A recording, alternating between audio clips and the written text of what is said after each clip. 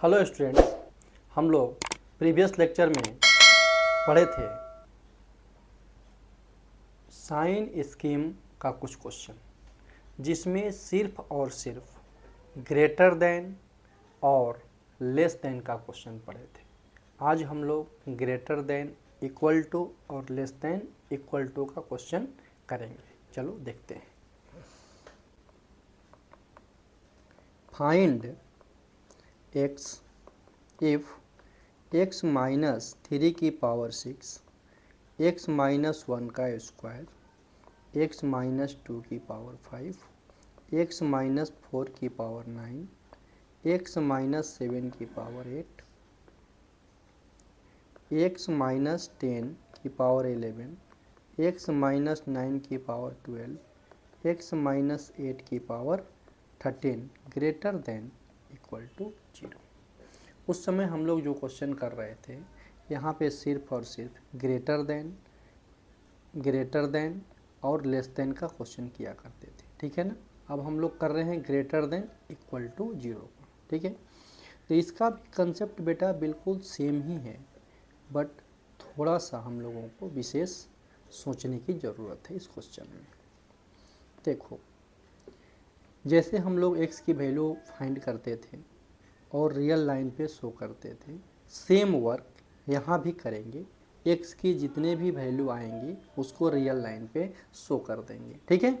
देखो, x की value यहाँ से 1 आएगा बेटा, 2, 4, 3, 7, 10, 9 और 8। इसे मैं लिख देता हूँ 1, 2, 3, 4, 7, 8, 9 और 10 लिख लिया। उसके बाद हम लोग क्या करते थे कि 1, 2, 3, 4, 5 जितने सारे टर्म्स x का वैल्यू जो आया करता था, उसके नीचे ओपन का साइन दे दिया करते थे, याद करो। बट यहाँ ग्रेटर देन इक्वल टू 0 आया है, तो ग्रेटर देन मान लो हटा दिया मैंने, इक्वल टू 0 है, मतलब x की वैल्यू इक्वल टू 0 कब कब आएगा। यहाँ यह फंक्शन का वैल्यू कब 0 आएगा, x की किस वैल्यू पर 0 आएगा, ठीक है। तो यहाँ पे क्लोज का साइन है, देखना 1 हम लोग पुट करेंगे फंक्शन में, 1 पुट करेंगे फंक्शन में, 1 पुट करो, 1 माइनस 0, 1 माइनस 1 0, 0 का स्क्वायर 0 हुआ, 0 इंटू समथिंग जो भी टर्म आएगा, ऊपर में आया बेटा 0 और यहाँ मान लो कोई भी नंबर हो 5, तो आपका रिजल्ट तो 0 ही आएगा। तो हम लोगों ने यहाँ देखा कि 1, 2 देख लो, 1, 2, 4, 7 और 3, जब हम लोग x की वैल्यू पुट करेंगे तो आपका रिजल्ट 0 आएगा। और यहाँ x की वैल्यू हम लोग 10 पुट करेंगे, तो 10 पुट करने से क्या होगा कि x माइनस 10 0 आ गया, तो समथिंग बाय 0, मान लो यहाँ 7 आया और ये मान लो 0 आ गया, एनी नंबर बाय 0, तो यह क्या बोलेंगे हम लोग, अनडिफाइंड, डिफाइंड नहीं होगा। इसलिए 8, 9 और 10 इस क्वेश्चन का पार्ट नहीं होगा, मतलब x की वैल्यू नहीं होगा, हम लोग उसको एक्सक्लूड कर देंगे। क्या करेंगे, एक्सक्लूड कर देंगे। क्यों कि 8 पुट करने पर फंक्शन अनडिफाइन होगा, 9 पुट करने पर अनडिफाइन होगा, 10 पुट करने पर भी अनडिफाइन होगा। यहाँ 10 पुट करके देखो 0 आएगा, 9 पुट करके देखो 0 आएगा, 8 पुट करोगे तो 0 आएगा, ठीक है। लेकिन 3, 1, 2, 4, 7 पुट करेंगे तो मेरा रिजल्ट 0 आ रहा है, और 0 सेटिस्फाई करेगा, ठीक है, क्योंकि यहाँ लिखा हुआ है ग्रेटर देन इक्वल टू 0, मतलब इक्वल टू भी 0 है, तो x की वह वैल्यू पुट करने पर यह मेरा फंक्शन का वैल्यू 0 आ रहा है, वह उसको सेटिस्फाई कर रहा है। डन। तो यहाँ हम लोग लिखेंगे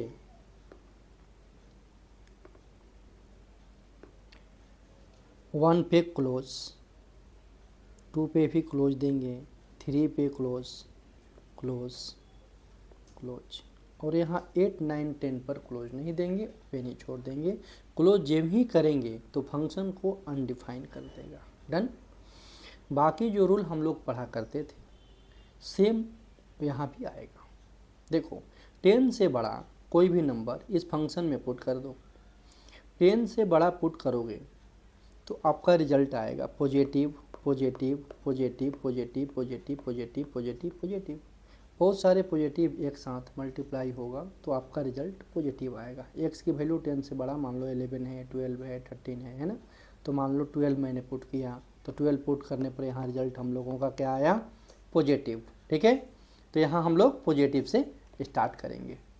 अब देखो x की वैल्यू 10 यहाँ से आया हुआ है, इसका पावर कितना है बेटा 11, 11 ऑड नंबर है, ऑड नंबर पे साइन चेंज करेगा, हम लोग पढ़े हैं ना, तो यहाँ आ जाएगा नेगेटिव। 9, 9 यहाँ है देख रहे हो ना, इसकी पावर क्या है 12, पावर इवन है, इवन पे साइन चेंज नहीं करेगा, हम लोग पढ़े हैं। 8, 8 की पावर कितना है बेटा 13, x माइनस 8 की पावर 13, 13 ऑड नंबर है, ऑड नंबर पे साइन चेंज करेगा तो यहाँ आएगा पॉजिटिव। फिर 7 देखोगे उसका पावर कितना है 8, 8 पे साइन चेंज नहीं करेगा क्योंकि 8 क्या है इवन नंबर, तो यहाँ आएगा पॉजिटिव। फिर देखो 4, 4 की पावर क्या है 9, x माइनस 4 की पावर 9, 9 ऑड नंबर है, ऑड नंबर पे साइन चेंज करेगा नेगेटिव। 3, 3 यहाँ से आया हुआ है, उसका पावर कितना है 6, 6 इवन नंबर है, इवन नंबर पे साइन चेंज नहीं करेगा तो यहाँ भी नेगेटिव आएगा।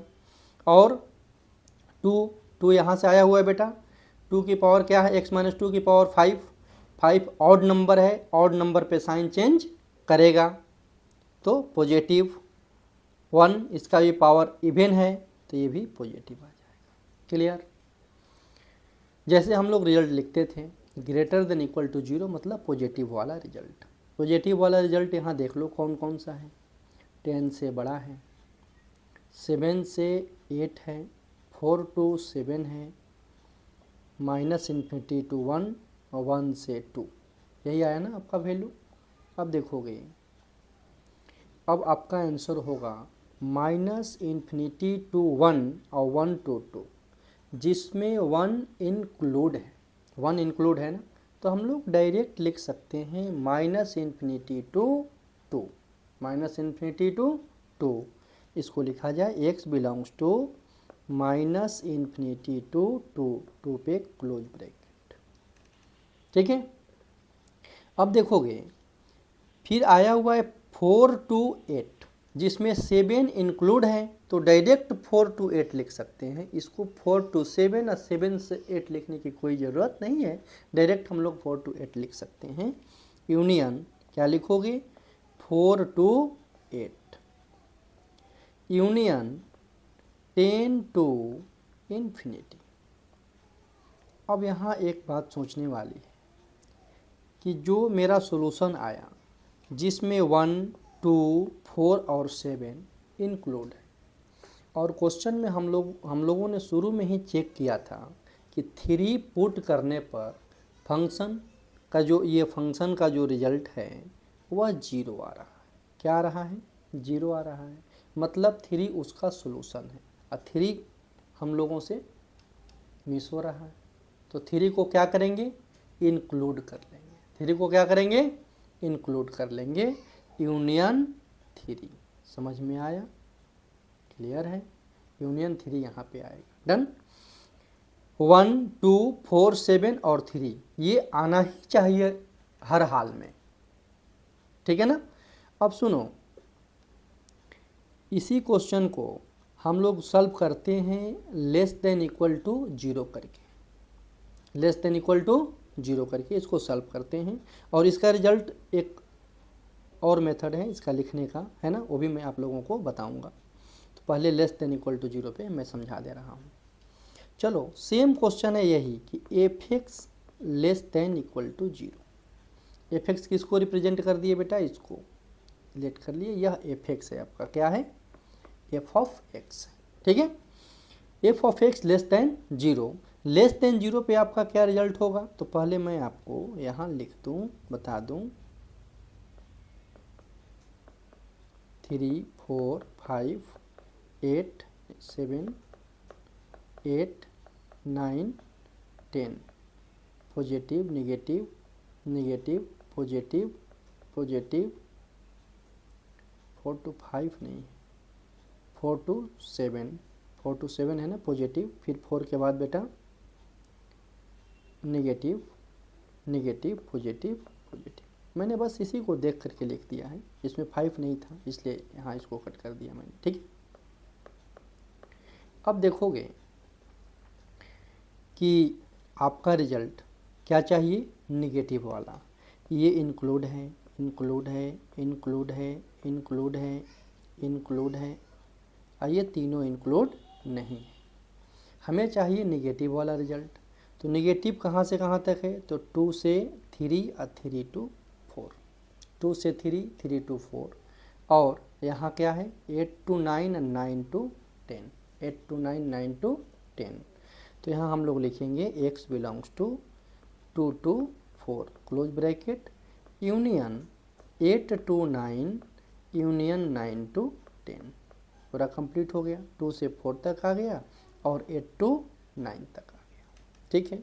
अब यहाँ इसमें 1 और 7 इस रिजल्ट में नहीं आया, और 1 और 7 इसका सॉल्यूशन है, हम लोग पहले से जानते हैं, क्योंकि 1 इस फंक्शन में पुट करोगे तो 0 आएगा, 7 भी पुट करोगे तो 0 आएगा, ठीक है।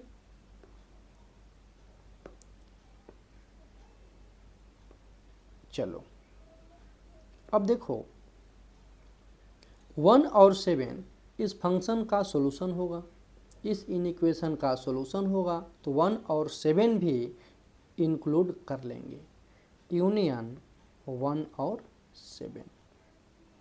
आप लोगों को बताए थे करली ब्रैकेट का यूज फॉर एग्जैक्ट वैल्यू के लिए किया जाता है। 1 7 मतलब 1 और 7 एग्जैक्ट, ठीक है।